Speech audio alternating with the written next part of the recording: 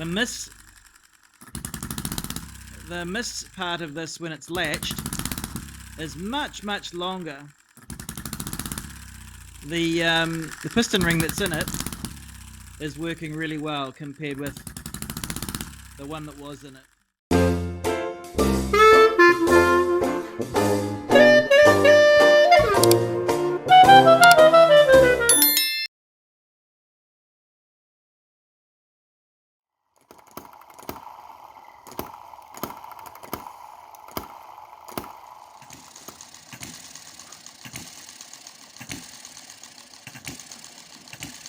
Been suggested that I'm running this with the ignition much too retarded, and that is causing it to run hot and weakly. So, okay, do you hear that? And the point is past top dead center. So,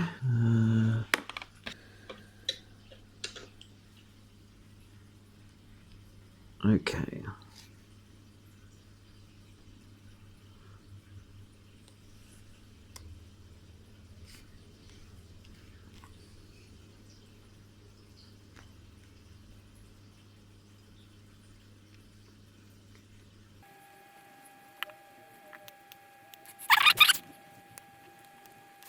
Let's have another look. Okay. Yeah, that's just before top dead center. I wonder if there's something wrong with this. Anyway, the cylinder is sticking very badly.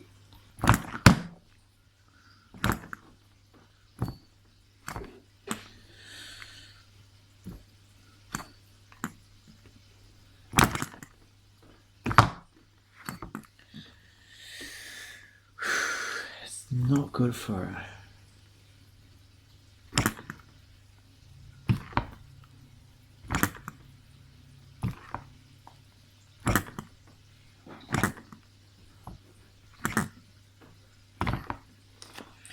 Jesus.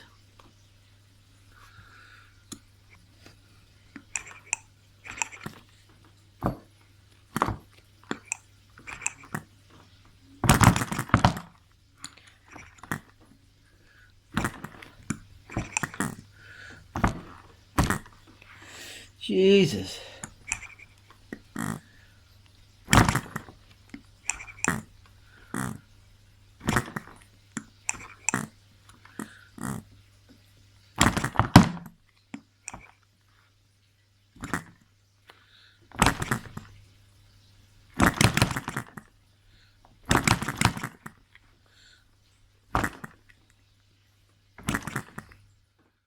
Okay, we're going to check that bore for scratches.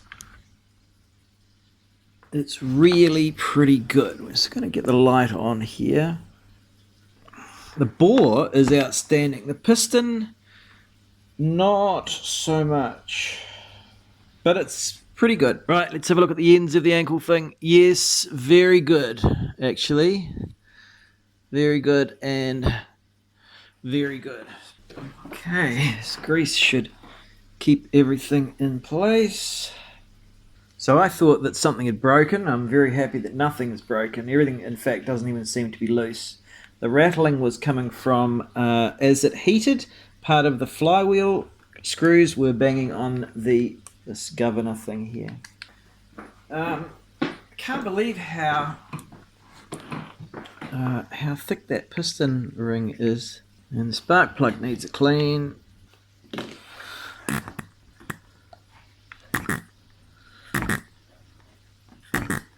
Whoa, that is filthy. That is really filthy.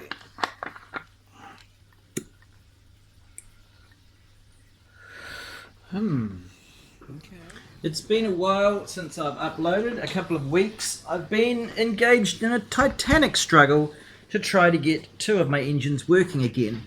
This Enjomor engine was running for, maybe 30 seconds, and then it would begin to slow down, and then it would stop, and the piston would seize.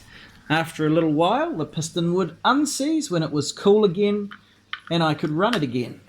So one of the YouTubers suggested in the comments I might like to try moving the timing of the spark, and he thought it was too retarded. Am I too retarded? I thought to myself, and I tried changing that spark location. All that happened was the engine wouldn't start, developed a bad knock, and as I was taking it apart, I noticed a couple of things. First of all is this conrod, it does not have brass surrounds. You know, there's no brass split bearing there the way there is in the original one. Likewise, in the piston, there's no brass bearing the way there is in the original one. However, the wrist pins are a very good fit. Everything fits very well in there. So I've plugged the batteries in. Let's see if we can get it going.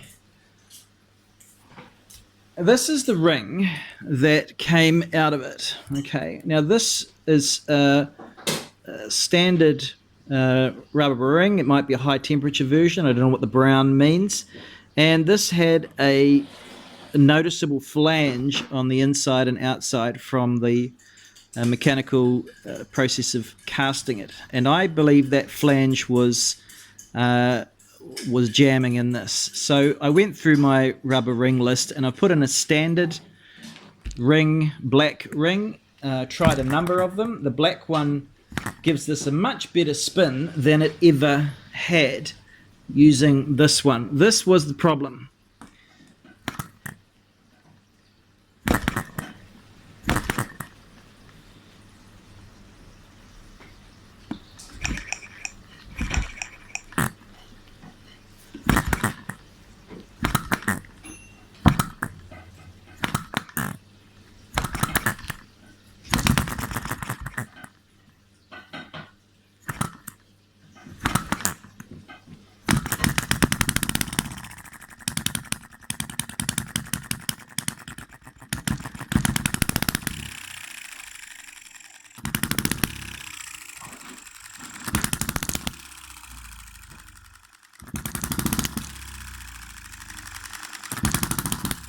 I'm delighted to have this working again. You'll notice that the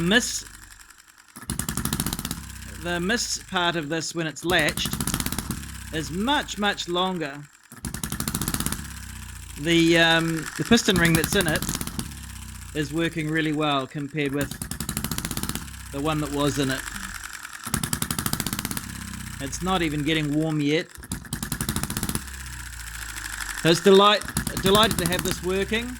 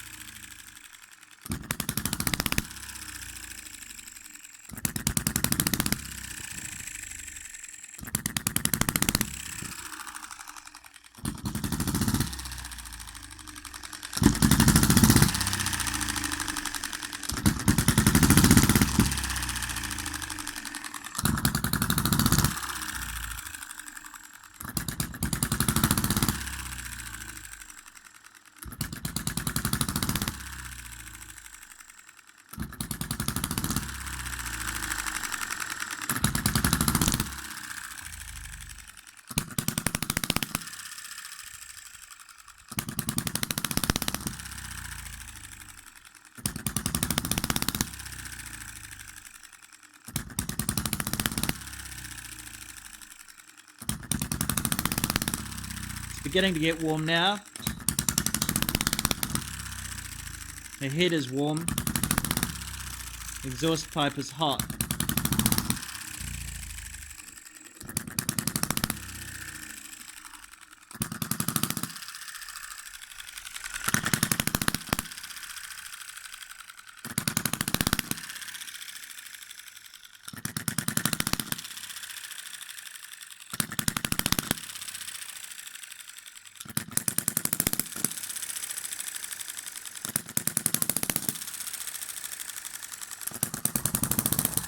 So it never used to be able to run this long.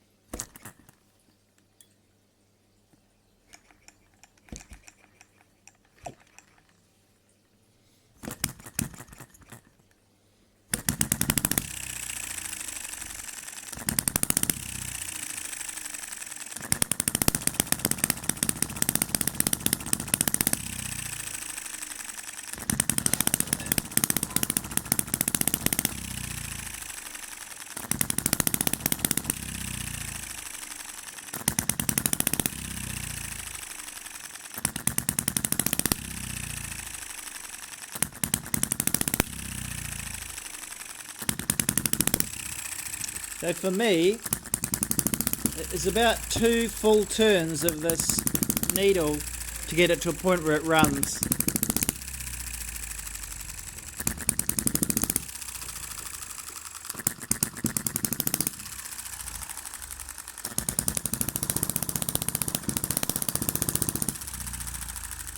Very good. Yeah, really happy with that. Okay. Very, very happy to have that running. Better than it's run since I've got it. That's with the standard. It's not that hot. That's with the standard black rubber ring replacement for this. I might try and get a replacement of this brown one from Engine DIY.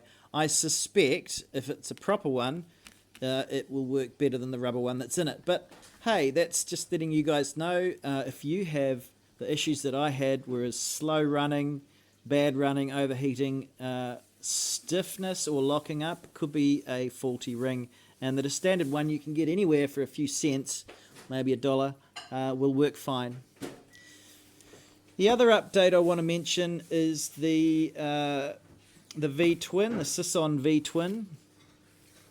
Look, there's a lot of things that I've learned about this. Firstly, it's a model of an engine, obviously a Harley panhead, that apparently lazily Harley had them running on both cylinders, had them sparking on both cylinders at the same time, just as the Sisson is designed to. So I thought that was a problem. I thought that was causing the misfiring and that was a problem, and apparently that is exactly what the original panheads are like.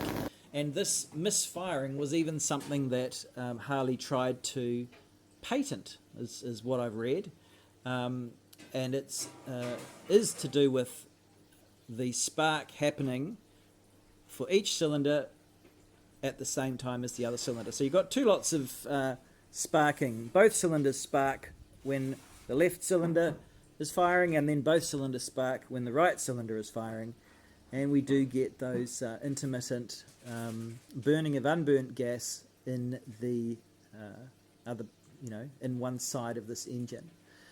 So really I was engaged in trying to fix something that wasn't a problem, and in doing that I think I wrecked my ignition circuit. I've now got a new ignition circuit that is sparking, but it only sparks when I plug in the